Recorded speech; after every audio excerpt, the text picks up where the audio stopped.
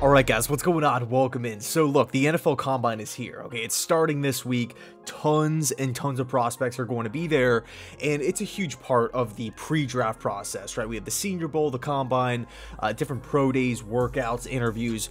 All these things are taking place, and it's a good opportunity for guys to bump up their stock, right? But we've also seen the negative or the flip side where a player might not have the best day and out of nowhere his stock falls completely, right? We actually saw that a couple years ago with Metcalf back at Ole Miss. Great wide receiver prospect, size, speed, production. Everybody assumed he was going round one, and he shows up at the Combine, puts up a pretty disappointing or two disappointing numbers with the short shuttle and the three-cone drill, and his stock bottoms out. All of a sudden he's going in round 2 to the Seattle Seahawks. He fell big time. Okay, so it's an important day, although I do feel like in today's day and age, the players are putting more of an emphasis on their pro days, right? It's a controlled environment. You can script it, you can prepare and plan for it, pretty much exactly how it's going to go. And it's a familiar environment as well. You're in your own facility and everything like that. Speaking of that, we actually have a couple of workout opt-outs. Derek Stingley, Matt Corral, and Evan Neal won't participate in the workouts, but they will take part in the interview portion. Okay, so as far as the schedule is concerned, March 3rd, the quarterbacks, tight ends, and wide receivers are going to be having their on-the-field workouts. March 4th, it's offensive line and running back. March 5th, defensive line and linebackers.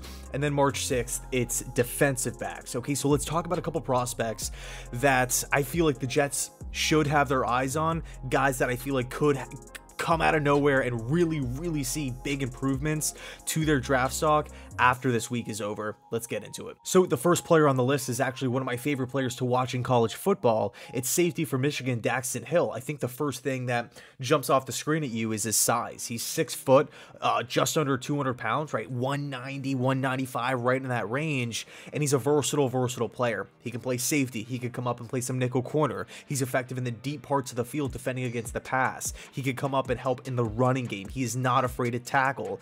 But I would go as far as to say that Daxton Hill, although, great size, production, had a lot of responsibility back at Michigan, again, versatile player, I would say his number one trait is his athleticism. I would go as far as to say he is one of the best athletes in this entire NFL draft class. Okay, right now he's being mocked in the first portion of the second round. I think after this week is up, after March 6th rolls around, Daxton Hill could lock himself in to a round 1 guy, bottom of that first round. Right, I'm looking at teams like the Detroit Lions. I mean, those teams that need safeties in the back half, I think Daxton Hill would come in and solve a lot of problems. But if Daxton is on the board, whether that's pick 35, 38, or I mean, even a trade back situation in the first round, I seriously want Joe Douglas to take a good look at Daxton Hill. Now, I am assuming that the Jets, don't address that position in free agency. I mean, if we go out and sign a Marcus Williams on a 4 or 5 year deal, then obviously I want that pick used elsewhere, right? Maybe tight end or whatever the case may be.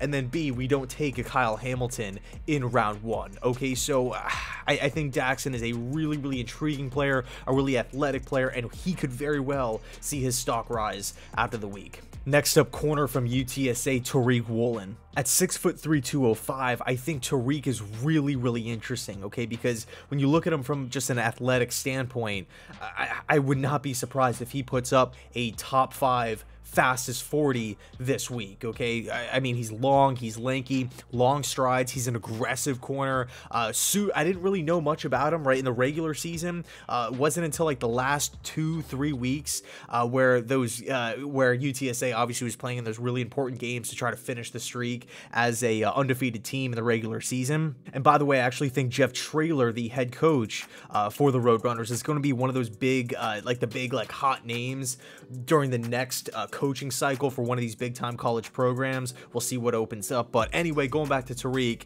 I mean, this guy from an athletic standpoint is unbelievable. Okay, now it's weird because you'll talk to certain people, you'll read where Tariq stands on certain websites and everything like that, and some people have him a lot higher than others. Some, they have him going in like round 5, and then some have him going in round 2. I honestly believe after the Combine, Tariq will solidify himself as a second round prospect. That's how much I buy into his athletic ability.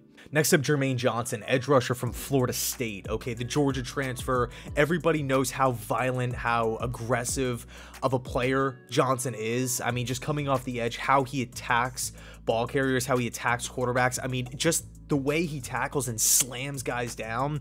You gotta love it if you're a defensive coordinator or if you're a fan of defensive football. I think right now Johnson just provides a lot of speed, a lot of power, a lot of explosion at that edge position. And I think this is a guy who's been slowly creeping up boards. I think it was actually Daniel Jeremiah that had him going in the top 10 to the Denver Broncos. Okay, at spot number 9. So I think Johnson is a guy who can really solidify himself as a top 12, top 13 prospect in this class if he goes to the combine and knocks it out of the park, okay? Because this draft class at edge, obviously the big names, Aiden Hutchinson, Kayvon Thibodeaux, we're going to talk about KT in a second, but then it's kind of a question mark. Who is the third edge rusher? Is it George Karloftis? Is it a Johnson?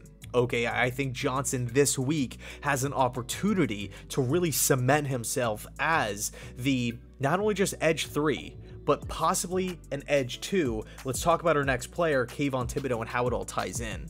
So from an on-the-field workout perspective, I think Kayvon will smash everything, right? I think he's going to do a great job with the specific workouts and everything like that. I don't think that's going to shock a lot of people. I mean, he is still considered one of the elite prospects in this class, but here's where it gets interesting, okay?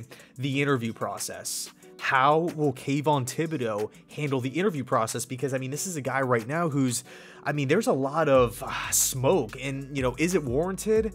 I don't know, but there's been a lot of buzz. I mean, Daniel Jeremiah actually had him falling to pick 8 to the Atlanta Falcons. We had the whole Todd McShay situation, where he said that it wouldn't surprise him if KT fell out of the top 5.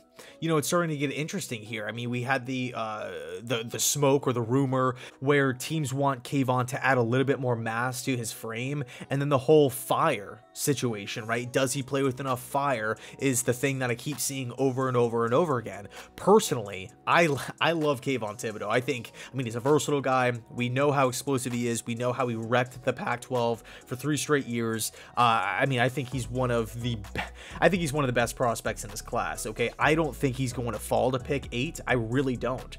I think there's a lot of teams that would love to have a pass rusher, including the New York Jets. Let's just assume he does fall out of the top 3.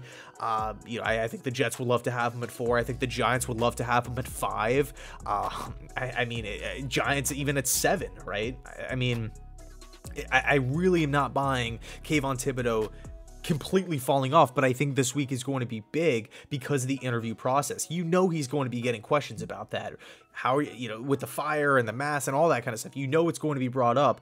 If he knocks the interview process out of the park and puts a lot of these questions to bed, I could see Kayvon's stock start to rise again. Okay, so interesting situation, interesting storyline to watch there. Next up is a player that we just mentioned, edge rusher from Purdue, George Karloftis. And once the regular season started to come to an end, everybody was really high on George.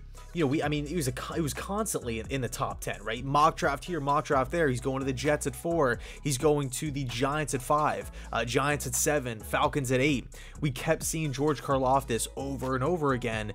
I don't know if there's something specifically that is being realized now about Karloftis to where his stock is slipping, or if it's just the influx of, all of the tape and everything like that to where prospects are starting to jump Karloftis, and it's not really anything that has to do with him specifically or individually rather, but we're starting to see this guy go into the late teens, into the 20s. Is George Karloftis, is his stock falling here?